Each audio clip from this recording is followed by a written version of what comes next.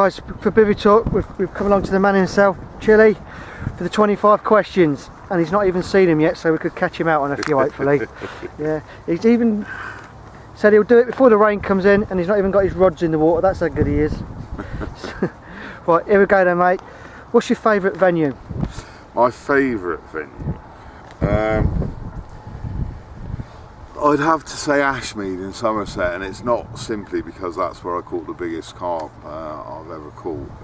It's simply because it's the most perfect environment with the most perfect fish run by the most perfect people. Good enough. Favourite capture? My favourite capture? Many years ago, back in the 80s, I saw a picture of a young Chris Ball with a 33-pound mirror from a place called Longfield in the Colne Valley, just down the road from Raysbury, and I looked at that fish and I thought one day I'm going to catch him, and he eventually ended up in Horton. He was called Little Bighead to begin with, and he eventually became known as Shoulders, and it was 18 years after that I saw the photograph that I caught him. I only fished Horton for 2 seasons back in 2003, 2004, and for 3 months in 1996. But that capture above all is my favourite capture. Sounds good. Have you any targets? At the moment? No, I entered into a bit of retail therapy and bought about 500 tickets and about 6 grand's worth of money out of my bank account because I just didn't know what to do with myself. But at this moment in time, I want to catch the half linear from Vinatro down in Chichester, and hopefully it's going to be a mid-50-ish when, or if I catch it. When you go to all these different venues then, have you got like a couple of rigs you just use, or do you like choose your rigs and change it to whatever situation you're in?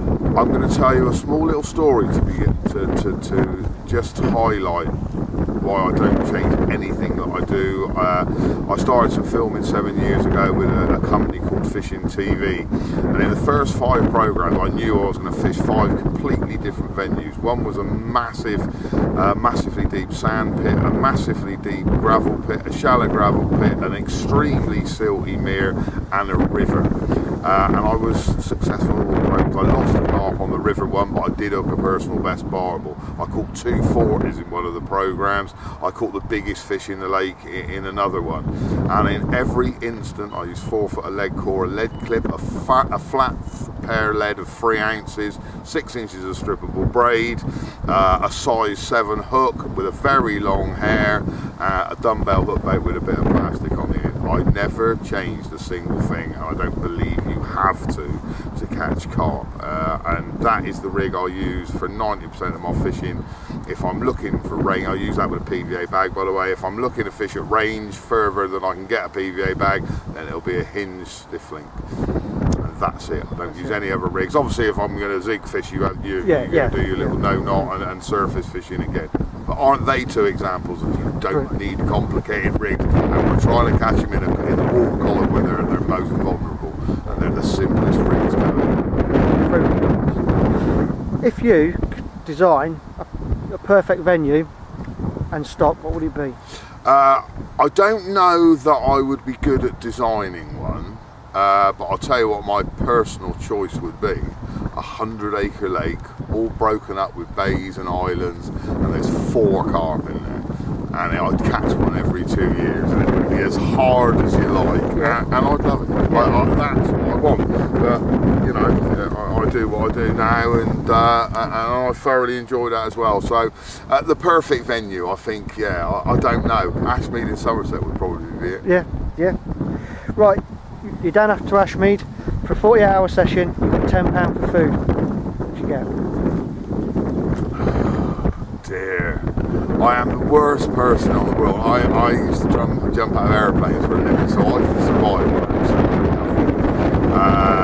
For a 48-hour session, you wouldn't really need to eat. It wouldn't do you any harm anyway, and I'd probably buy a nice bottle of wine on the way home after I caught one. But yeah, eating on the bank, I'm terrible. I won't cook on the bank. I'd probably buy a couple of sausage rolls and a bottle of Coke or something. I don't know. I don't. The food is absolutely the last thing on my list of priorities. But no, I would buy something like that out of a garage, I expect, in a on the couple way of here, brilliant. Got any, what's one of your funniest stories on the bank? Funniest stories on the bank? Oh, blimey, yeah, I can embarrass a few people here, Well, quite easily. And some of them might have done it already to you. Embarrassing stories on the bank. I was at Frimley, in my favourite swim there, double boards, and I always carry a little entrenching tool around with me. You know, there aren't portaloos, or there weren't back then, and I'd disappear off over into the fields. I'd dig myself a little hole, do my business, and bury it as you should, and then back to my plot. And I went over one day, and as you do, even when you don't expect to see anybody, you have a look around before you do the business.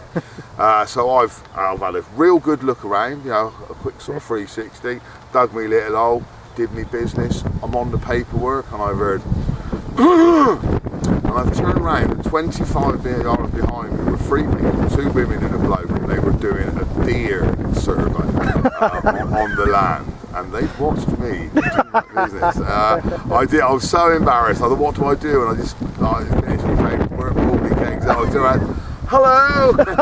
And off I went back to my plot, and I sat in my bivvy going, oh no! Yeah, that was probably about as embarrassing as it gets. Yeah. What's the worst thing you see on the bank?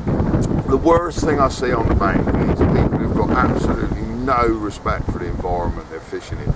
Carp fishing has become, by its very nature, it had to become a big commercial animal.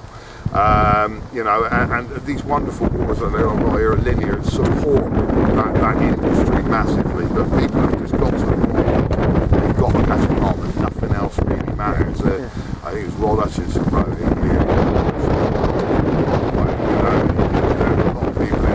don't see buzzards and hawks flying around and all the rest of the wildlife, and people don't look after it. They leave litter and just spoil it. You know what's the saying? You know, take only memories, leave only footprints. That's the one. If you could change one thing in your fishing past. One thing in my fishing past, I'd have concentrated more on catching a £3 roach. I think they are the quintessential English course fish, the most handsome for me of fish. And I joined the army at 17 years old, and I missed out on so much. I fished all around the world, I fished from Marlin and everything, but I had access to really good fishing at that time, and I never took advantage of it. And it's like everything, you know, someday I'll go back and do it, and I always feel that someday, as Credence once said, never come. Okay, over the last 10 to 15 years, do you think the carp industry has changed a lot? That's massively. Hugely. It's and we were having a conversation about this yesterday. I want carp fishing to be a challenge. I want it to test me and stretch me. But there are waters that don't do that. We're sat on one now, and I don't mean that in a disparaging way, but if you're a guy who's got 2 kids, he's married, he's got a mortgage, he's working hours a month, he gets 1 day a week, wants to go fishing, he wants to go and catch a carp, bless him, and it's become that. So in terms of an industry, it was always going to adapt and develop things, but the fishing itself has probably changed more because carp are so accessible now, and so rightly so people can experience what it's like to a huge fish line. And enjoy the sport. Yeah, absolutely. Quiet section now. What's your bankside entertainment? My DAB radio, Talk Sport. What annoys you the most on the bank?